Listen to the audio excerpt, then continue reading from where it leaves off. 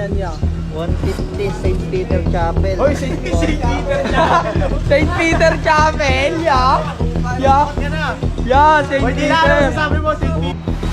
Now on Top Stories, Lexter Castro o Boy Dila nakakatanggap na raw ng death treat, bulaklak ng panglibing pinapadalhan na ng mga galit na netizens. Kamakailan lang dinagsa ng mga fake booking ang nag-viral na si Lexter Castro o Boy Dila. Ngayon nga ay nagpahayag ng pagkadismaya ang kilalang residente ng San Juan City matapos siyang makatanggap na naman ng maraming peking booking matapos mabunyag sa social media ang kanyang pagkakakilanlan. Matatanda ang nag-viral sa social media si Lexter Castro at binansagan ng mga netizen bilang Boy Dila matapos itong mamataan na binuhusan ng tubig ang isang delivery rider sa ginanap na Wata Festival noong Lunes, Hunyo 24. Matapos ang insidente, ang pagkakakilanlan ni Castro ay mabilis na nakilala sa social media at nagsimula siyang makatanggap ng hindi nabayarang mga random na item na hindi niya na-order.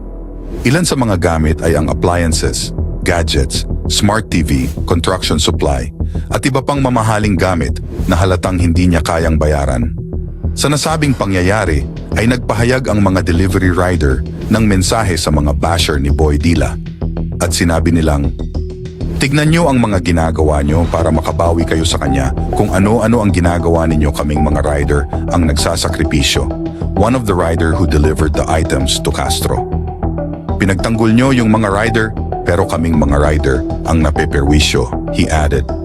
Ngayon nga ay nakatanggap si Castro ng bulaklak na palibing mula sa hindi kilalang individual na maaaring ituring na seryosong babala sa kanya na nagpaparating na nanganganib ang kanyang buhay. Ang bulaklak ay nagkakahalaga ng 2,500 pesos at hindi pa ito bayad. Hindi naman ito binayaran ni Castro. Samantala, hinihiling naman ng ilang netizens kay San Juan City Mayor Francis Zamora nakasuhan na si Boy Dila o Lexter Castro dahil sa umano'y masungit nitong pag-uugali noong fiesta at pigilan siyang samantalahin ang issue para maging sikat na content creator. Dahil sa pagkasikat niya ay tuluyan nitong ginamit upang maging vlogger.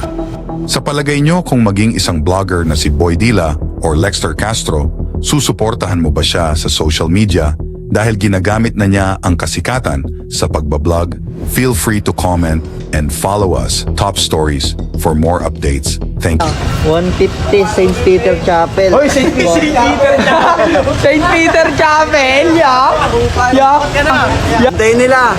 Una ako na sila magpadala ng bakabahong, susukatin ko na dun mamaya.